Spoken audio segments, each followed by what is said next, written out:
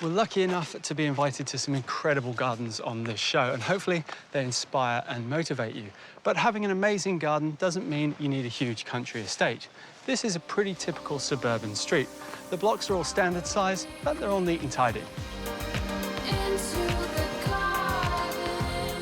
However, there's one show-stopping garden that will show you what's possible at your place with a bit of clever thinking.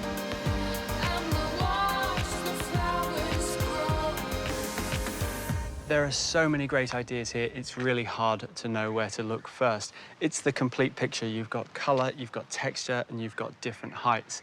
Now, the house, that's pretty much original. It has had a cosmetic makeover, but the real work, that's happened in the garden. These two majestic gum trees, they were the only thing here before the rest of the garden went in. That and, well, a bit of patchy lawn as well. One of the first things I notice is how much more bright and airy the whole house feels. It just feels so much bigger. And one of the reasons that is because of the lawn. Now, they've replaced it with a shade-tolerant buffalo, but they've also used the same grass out on the nature strip, and what that does is it takes the garden from the house all the way out to the curb. Replacing a lawn is a cost-effective project you can do yourself. Another creative thing they've done here is work with the path. Now, normally in a traditional garden, you'd have a solid path all the way through, but that would dissect the lawn into two spaces. Here, they've used steppers, and it just allows the grass to continue from edge to edge, making the space feel bigger. They've used a custom burnished concrete, but you could get a similar effect stacking up stepping stones or even using timber sleepers, depending on the style of your garden.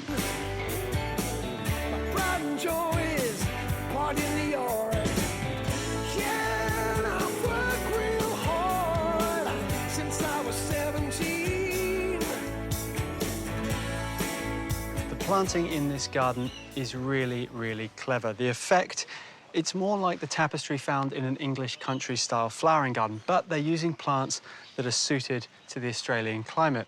There's the emu bush, which is a native. There's pennisetum and miscanthus, which I love to use. There's succulents in the form of agaves and kalanchoes. And then this lovely salvia Santa Barbara, which I also love to use. This garden is something really special.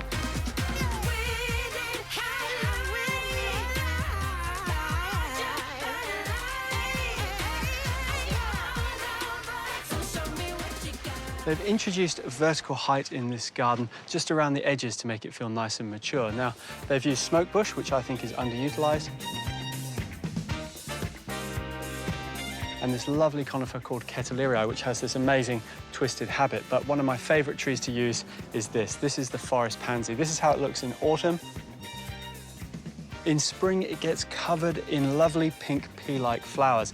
And for the rest of the year, it's got this purple heart-shaped leaf. It's amazing to think that this is just the front garden.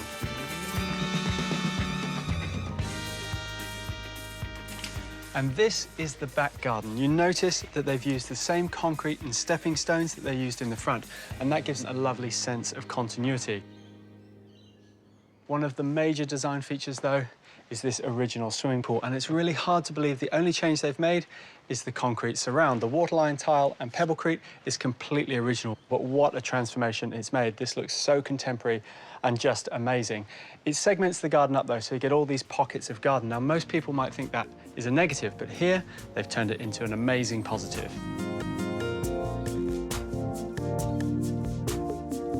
This area is a really lovely destination tucked down in the bottom of the garden, and it works like a secondary entertaining space, or it could just be a spot to come and enjoy and read a book. Now, I love how it's surrounded by foliage, and this frangipani was actually moved from another part of the garden. It gives you a really lovely canopy. Don't you think you gotta have it now before it run out? Oh. Another smart feature is this bench seat. Now, you'll notice the legs are tucked right underneath it and they're painted black, so they disappear and it just seems to float above the garden. This is a really cracking spot to sit.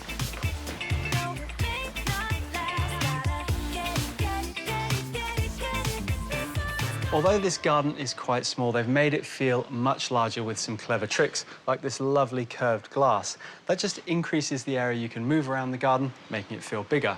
They've also taken practical things like these stairs and added in this amazing daybed. They've cut a hole in it so a tree comes through to make it feel even more special. Now, this is a pretty serious piece of kit. It ties back into the foundations of the house. If you want to create something like this, it's much easier if you use timber for your material. By overlapping all the different shapes, it gives you voids and shadows, which makes it feel like a real designer space, which is fantastic to add in some lighting so you can use your space when the sun goes down.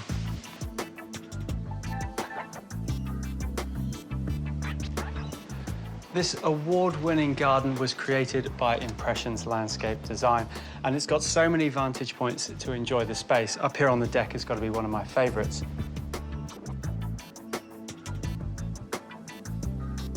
It truly is a masterclass in indoor-outdoor living, and they've done that through clever use of materials. We've got glass balustrades, timber battens that continue out into the space, and it just feels huge compared to the actual site. The magnolia hedge, well, that's just a borrowed landscape, and it is the perfect backdrop to that garden bed along the swimming pool.